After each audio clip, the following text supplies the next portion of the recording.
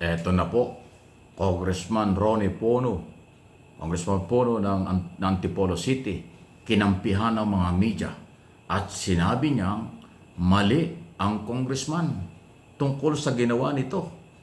Tungkol nga ho sa paglalabas, screenshot ng mga request ng media na siya ay dapat ma-interview. Ang tinutukoy po dito ay si Congressman Richard Gomez ng ika-4 na distrito ng Leyte, na pinaputok po yung issue tungkol doon sa mga flood control program ng mayor ng Leyte.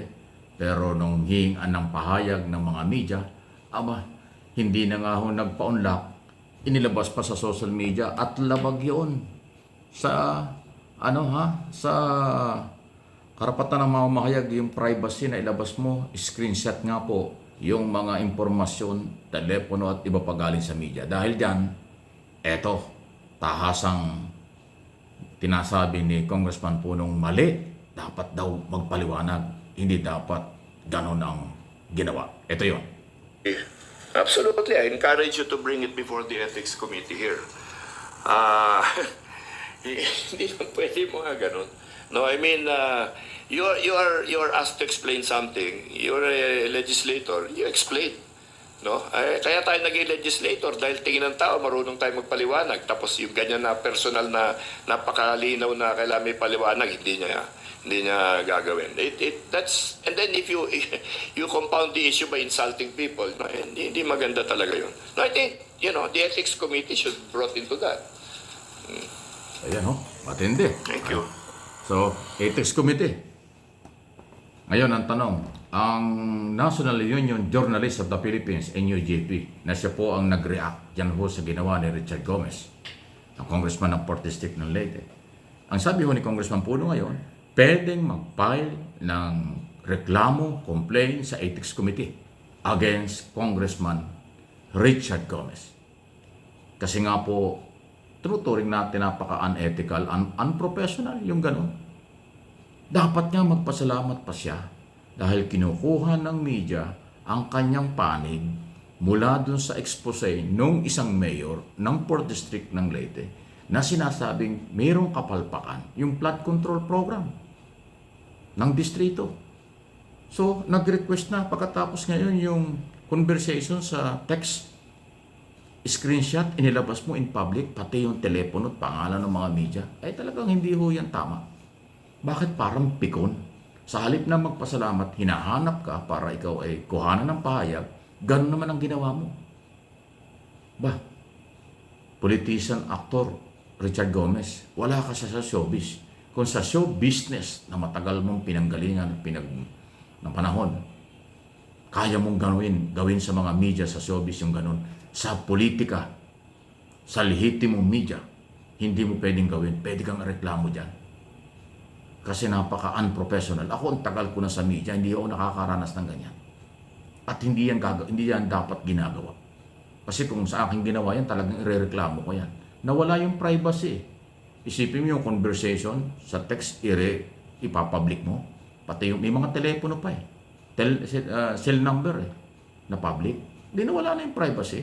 Threat yan sa security. Pangalawa, labag yan sa data privacy law. Baka hindi mo alam, Congressman, mayroong batas tungkol dyan na binibigay yung privacy protection. Nilabag mo. Kaya tama lang, sanabi ni Congressman Puno, kahit bago, veterano yan sa politika. Ay kaya nga tayo mambabatas, marunong tayo magpaliwanag Obligasyon natin magpaliwanag pag tinatanong tayo, pero hindi ganon. Nadadaanin mo sa parang pikon at pananakot sa media. Maling-mali ka dyan, Congressman Richard Gomez ng 4th District ng Leyte. Any comment, reaksyon? Meron ka talagang mga politiko minsan hindi alam ang ginagawa. Okay, eto ang pangalawa. Naku, pangalawang topic, pangalawa ring company ito ng mga bilyar ang sumablay. Abay, kahapon po nag-press conference si Sharon Garin, Secretary ng Department of Energy. Ang purpose ng kanyang press conference ay para i-revoke. Kanya daw tinanggal na ang lisensya nitong SIPCOR. Ano ba yung SIPCOR Corporation o company na pag-aari ng mga bilyar? Ito po yung SICOR Power Plant, yung nagsusupply ng power sa Siquijor daw ho na mas madalas walang supply, ibig sabihin palpak. Palpak yung power plant, yung nagsusupply ng enerhiya diyan sa probinsyang yan, ayon kay Secretary Garin ng Department of Energy. Kaya nirevoke yung lisensya. At na-identify na yung SIPCOR, yung company niya ay pag-aari ng mga bilyar. Aba, ito daw po ayon kay Secretary Garin, matapos mag-inspeksyon si Pangulong Marcos kamakailan dyan sa probinsyang yan. Dahil nga sa dami ng reklamo, bakit puro brownout, matagal ang brownout kaysa sa mayroong power. Eh nalaman niya na ito palang SIPCOR, SIPCOR, na pag-aari ng mga bilyar ang plantang nagsusupply dyan. Walang ginawa, palpak na naman. Kaya tinanggal ang lisensya. Dagok na naman ito sa mga bilyar. Iyan ang galaw ngayon ng Marcos administration. Kahit kaalyado pagpalpak, pinatutunayan niya, mananagot. Ganon din ito yung, natandaan nyo yung controversial until now hindi pa tapos. Na pinaimbestigahan din ng Malacanang sa Local Water Authority Administration, LOA. Yung mga district water under ng LOA at saka ng prime water. Yung kapalpakan ng prime water dito sa Metro Manila at Luzon at iba pang parte hanggang Mindanao. Pag-aari din ng mga bilyar yan. Pinaimbestigahan din ni Pangulong Marcos. Ang sabi niya doon sa SONA, meron ng recommendation. Hindi ko alam kung ano nangyari. So, dalawang company na, Prime Water at saka SIPCOR na pag-aari ng pamilyang bilyar ang kinakastigo ngayon ng gobyerno under President Marcos. SIPCOR, tinira na ng Department of Energy. Nirevoke ang lisensya. Itong Prime Water, inimbestigahan ng LOA, nagrekomenda na mayroong pananagutan, kaya kakasuhan din sila. So pagpapatunay ito doon sa sinabi ng Pangulo na kahit kaalyado, pag may problema, hindi na kita kaalyado. So nagpapatunay ito na walang pinipili. Kaalyado ng Pangulong Marcos ang mga bilyar.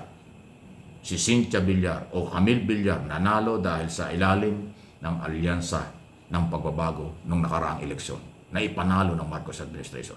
Pero sumabit yung kanilang mga negosyo. SIPCOR, power plant, at saka ho itong Prime Water, pinapanagot na sila.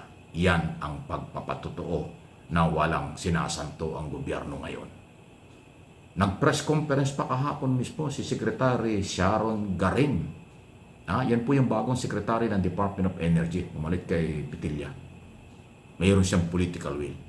Kahit alam niyang napakayaman, napaka-influensya ng mga bilyar, dalawa yung senador, pero dahil ang reklamo ay mula sa mamamayang Pilipino, isinalba nila dahil palpak ang serbisyo.